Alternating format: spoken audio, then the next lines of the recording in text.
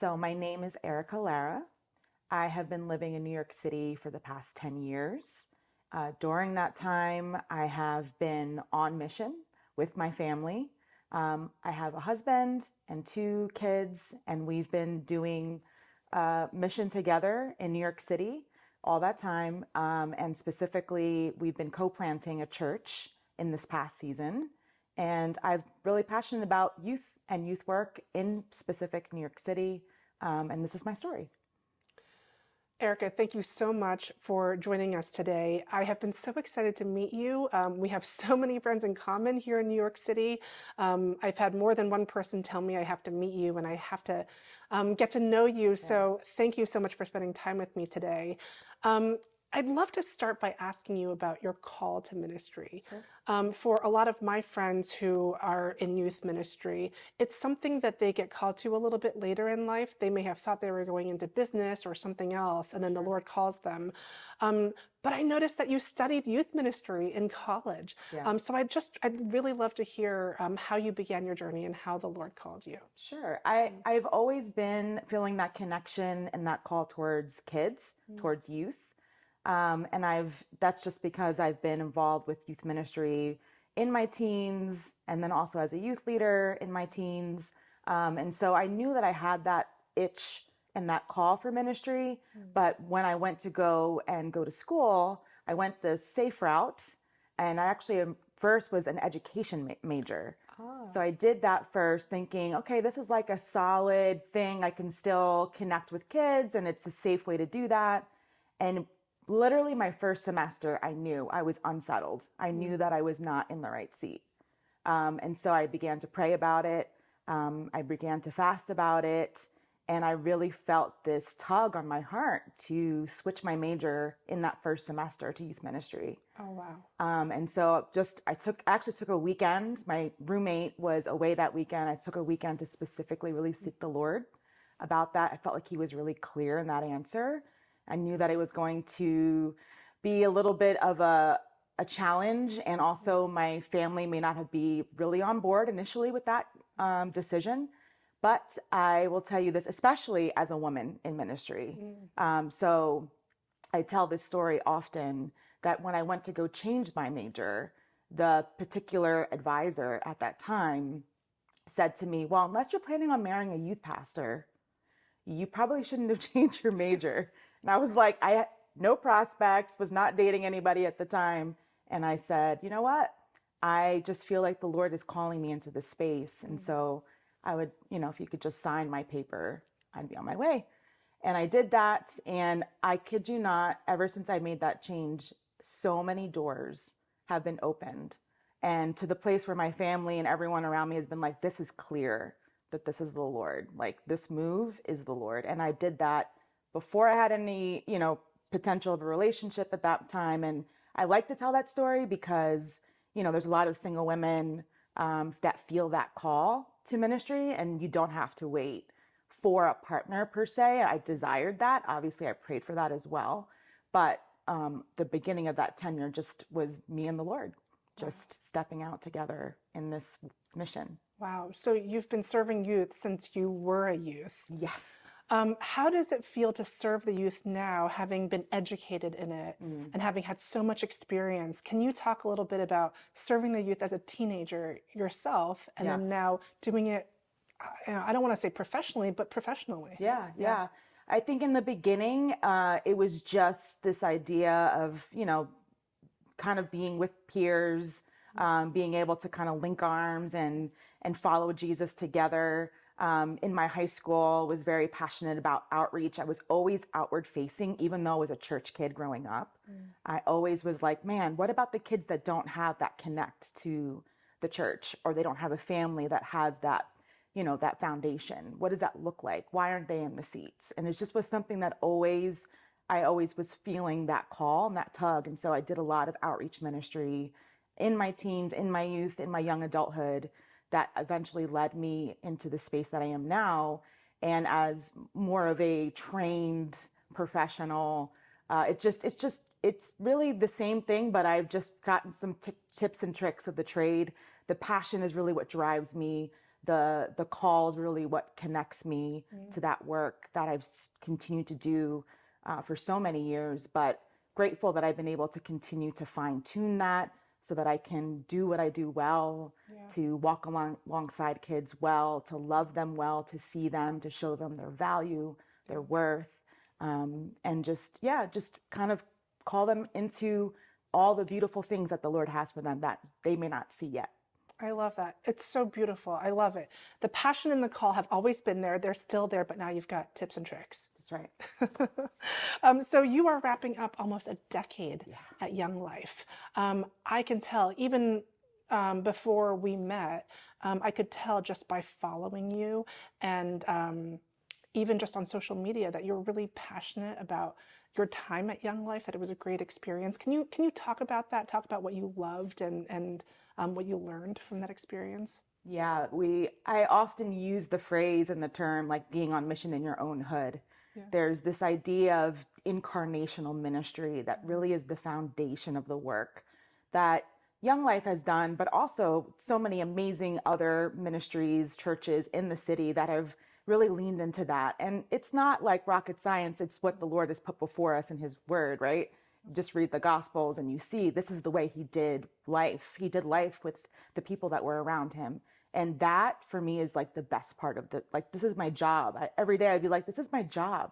I get to do life with kids. I get to do life with families. I get to step into their spaces, into their world, and just be a caring adult. And for me, it was just amazing. It obviously came with a lot of ups and downs and challenges, not saying it was a cakewalk, Ministry but never is. never is, right? Yeah, Never is. But that being said, again, going back to that call, that mission, that drive, that connection with the Lord, like my relationship with the Lord, I also feel like just had a greater depth in that season, and just, having to really lean on him for things that I didn't know or understand, for problems and things that kids were carrying that were like, this is way out of my wheelhouse, but trusting that the Lord has got them and just being faithful through that. And so being able to do that, and then also to be able to empower leaders and staff to also do that well. I think that was another piece of that season that really was a gift for me, to be able to pass that forward and empower emerging leaders to do that same work. That's awesome. That's awesome. Thanks for sharing that. So I want to go back to, someone said to you when you were changing your major to youth ministry to only do it if you were hoping to meet a youth minister. Yeah. So you're married, you have kids, you've co-planted a church with your husband. Did you meet him in youth ministry? No, I did not. So we both attended Nyack College. And so that's kind of where our paths crossed. I think for us, we always knew that the Lord had put us together so that we could be on mission together, like in the trenches together, side by side together. We didn't know what that would look like per se, but we just knew that this is what the Lord had. As we got together, we just really felt that affinity and that desire to really collaborate together. It wasn't until years down the road, within our time in the city, that the Lord kind of made that clear to us that it was actually to co-plant together. Yeah, wow. So tell me a little bit about that. You guys are 2 years and change into that process. So you are certainly in the trenches. Absolutely. Tell me a little bit about your church. Yeah, so we pastor a church called the Table NYC. It's in Sunnyside, Queens. We are in love with the neighborhood. We were previously in Brooklyn for many years, so that still holds our heart. But then in the past 4 years or so, we just moved into Sunnyside, and the Lord just gripped our hearts for that particular neighborhood. We are more of a non-traditional, I would say, church setting. We do a lot of things around the table, no pun intended, but around food, around good conversation, around creating a space for people that maybe would not necessarily step into a traditional church setting, that don't have that background, that don't even know what they believe maybe, but are able to just feel like they can come in and be part of our community in a safe way. That's a way that they can express how they feel, ask questions, wrestle with the things that they're hearing. And so we have an array of people that have kind of come and back and forth through our doors.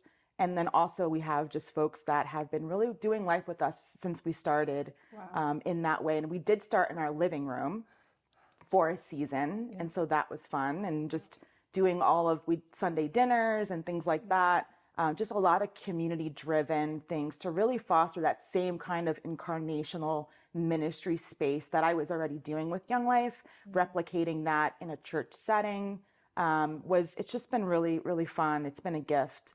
I mean, New York City is full of very traditional church structures. Absolutely. And churches that have been around for a while.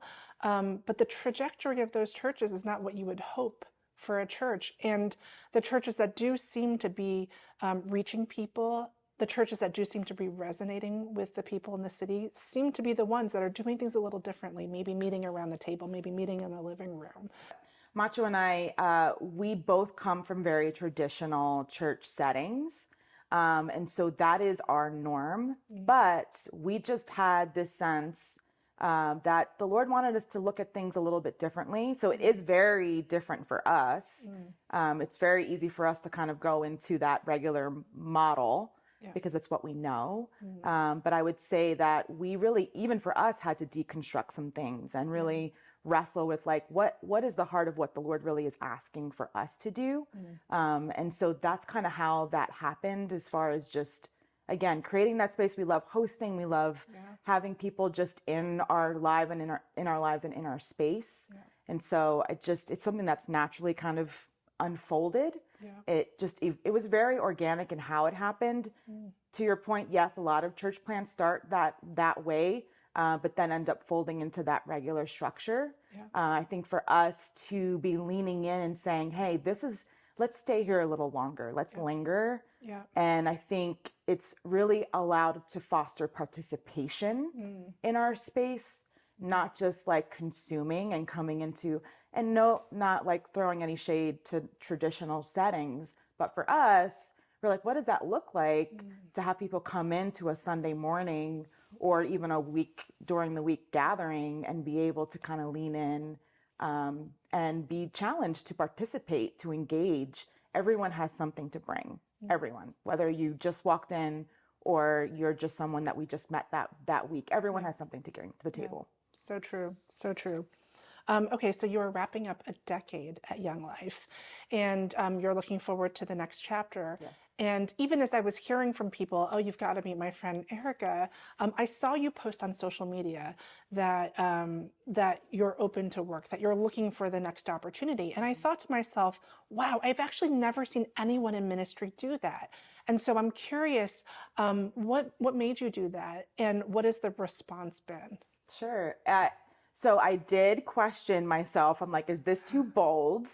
I am a very bold leader, but I said to my husband, normally my check person, my soundboard, I was like, is this too much?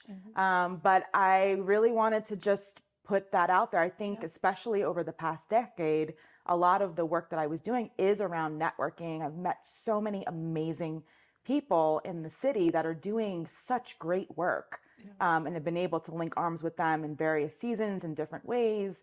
And a lot of them have become dear friends. And so for me, I'm like, man, I know it's kind of like New York City is so huge, but in the context of New York City ministry wise, we really are a small family, and there's so much overlap. If you spend any amount of time getting to know ministry leaders in the city, you're like, oh yeah, that's my friend, that's my when you walked in here, it was like, oh, I know this person and this person and that person. 100%. So it's very much like that. So I was like, well, I got to know about Faithfully during Movement Day, and saw that was a great way to like utilize networking. So through social media and also through Faithfully, I decided to post that and see what would happen in regards to engagement. And I've got a ton of just so many conversations with folks. It's been a lot of fun, just unpacking, hey, what's going on with this transition? Because it's a pretty significant one. Because I've been around the Young Life space for so long. And so I had a lot of fun conversations, and some of those things were like, oh, I'm not sure if that's really a fit. Lots of people asking me to relocate. I'm like, New York City is my heart. We're not going anywhere. So those kinds of things. But yeah, lots of different things have actually come through that post. I think it's awesome. And I think not every person in ministry is going to be in a position to be able to make that post. Maybe they haven't, maybe they haven't left their organization or they haven't announced they're leaving, and yet they're exploring different opportunities. But I just, what I love about what you did is you just instinctively knew the power of your network. And, I hope I see other ministry leaders sort of follow suit and tap into the networks they've spent so many years building. Relationship in the kingdom and in ministry is so important. And I think oftentimes we know that, but don't necessarily know how to tap into the power of it. And that's why I love what you did. So you had folks come to you and say, we have opportunities elsewhere outside of New York, but you weren't ready to do that. No, no, Yeah, no. obviously you and your husband are co-pastoring a church. If there were a city that weren't New York City, if there were a place that was not New York City, where would that be for you? Oh my gosh, that is a really hard question because I really can't envision myself currently anywhere else because I'm like, if not New York, then where? Like Yeah. I honestly don't think I would want to be anywhere else right now. And so that's why it was really easy for me to be like, I'll come visit, but hard pass. Like New York City is like, it's where it's at. It's Yeah. gripped my heart. It's had my heart for many, many years, even before I was living here. Yeah. Just having the roots that I have with my family here. And within NYAC, I did a lot of outreach ministry in the Bronx for several years. And so it's where I feel like the Lord has me. And so I feel like I'm thriving in this space currently. Yeah, yeah, I know what you mean. I've been here in the city for over 20 years with my husband and 3 kids, and there aren't that many of us who've been around that long. Yeah, but when No, it's your mission field, it's your mission field. It's where you've got to be. exactly. One more question for you. Sure. For folks out there who are maybe contemplating their next ministry assignment, who feel like the Lord may have something else for them, what advice would you have for them based on what you've gone through so far? Yeah, I would say, the biggest challenge and thing that I would encourage others towards is don't be afraid of that wait, that in between space, right? That in between of just like not knowing. I think for so many of us, we want to know all of the things and like in our current culture, like everything is accessible to us. Of course, we can know whatever we want to know in a second. And so being asked to be in a space where you're just relying on the Lord's leading and his next step, that's literally been my prayer every day. Okay, just show me the next step and not thinking about, oh, I need to get to this particular destination, but just being in the in between and being okay with that. That the Lord is obviously Jehovah Jireh, he is our ultimate provider. And he knows what you need more than you know what you need, right? So in that process, what is he trying to do in you, through you, as you wait, as you go? Obviously, I mean, most of us are always on the go as New Yorkers, but that being said, just really sitting in that and trusting that the Lord has got you. So I mean, easier said than done. Definitely easier said than Yes, done. I'm speaking to myself Yes. in this space. So just so you know, but yeah, But that's what I would say. it's the right advice for yourself, and I think it's the right advice for other people. I love what you said, being in the in between. That is just so full of wisdom. Like the Lord has so much for us in that space if we'll allow him to speak it to us, if we'll Absolutely. allow ourselves to sit in that space. Wow. I think that's just so full of wisdom, so powerful, so encouraging. Thank you. Thank you. Thank you. So I have a feeling that this is not going to be our last No. conversation. I have a feeling we're going to be talking again and we're going to be following you on your journey. Amen. But I want to thank you for just sharing where you are. I think it's really courageous and powerful to share a little bit about yourself when you're in that space, in the in-between. So I want to thank you for doing that. Thank you so much for having me. I mean, again, this is in real time processing that's happening. Yeah. And so grateful to see another woman that is in leadership in our city, in our, doing kingdom work. And so grateful for you. Thank you. Yeah. Thank you, Erica.